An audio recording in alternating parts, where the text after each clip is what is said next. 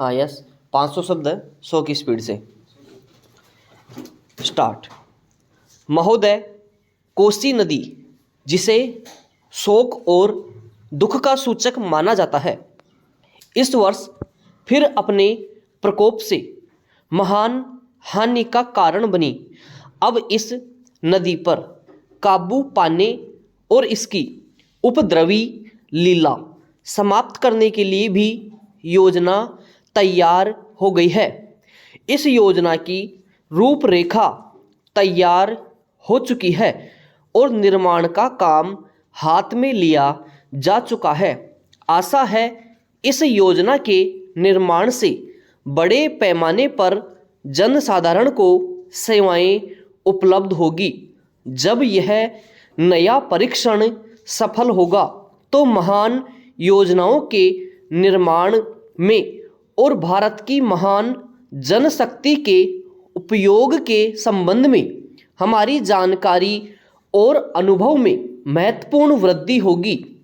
औद्योगिकरण के क्षेत्र में उन्नति, उत्पादन में और अधिक वृद्धि तथा भारत की प्रति व्यक्ति आय में वृद्धि विचाराधीन वर्ष की कुछ महत्वपूर्ण बातें हैं।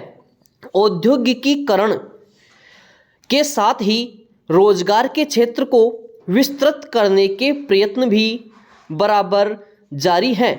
कुटीर उद्योगों और घरेलू धंधों को प्रोत्साहन देकर औद्योगिकरण और रोजगार में समुचित संतुलन स्थापित करने का प्रयास किया जा रहा है।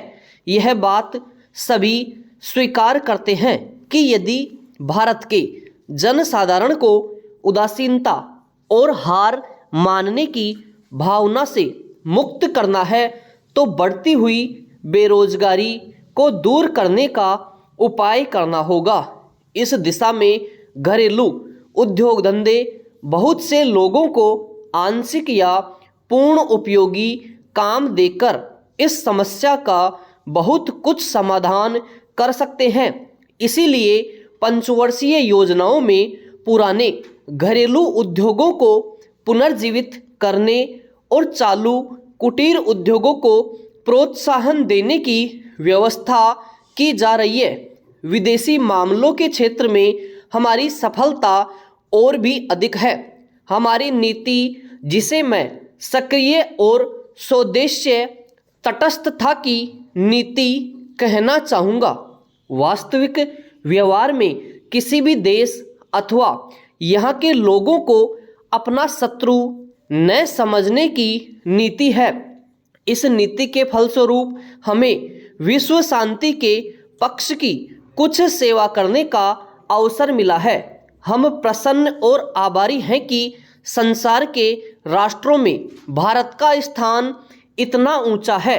इंडो चीन निरीक्षण और नियंत्रण अंतर्राष्ट्रीय आयोग की अध्यक्षता हमने स्वेच्छा से स्वीकार की है और हमारे नागरिक यथासाध्य उस देश में शांतिपूर्ण निर्वाचन संबंधी समस्याओं का सामना कर रहे हैं।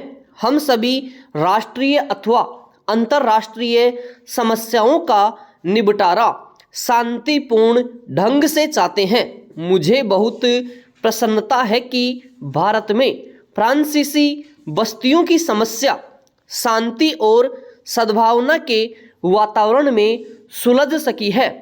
शांतिपूर्ण प्रणाली की सफलता का वह एक महत्वपूर्ण उदाहरण है। दुर्भाग्य से भारत में पुर्तगाली बस्तियों की ऐसी ही समस्या को सुलझाने की दिशा में प्रगति नहीं की जा सकी।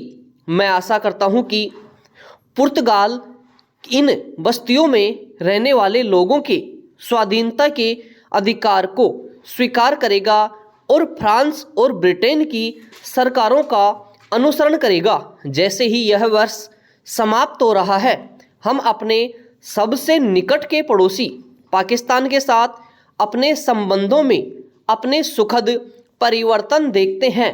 पाकिस्तान के लिए हमारे हृदय में सदैव से पूर्ण सद्भावना और शुभकामनाएं हैं। समाप्त।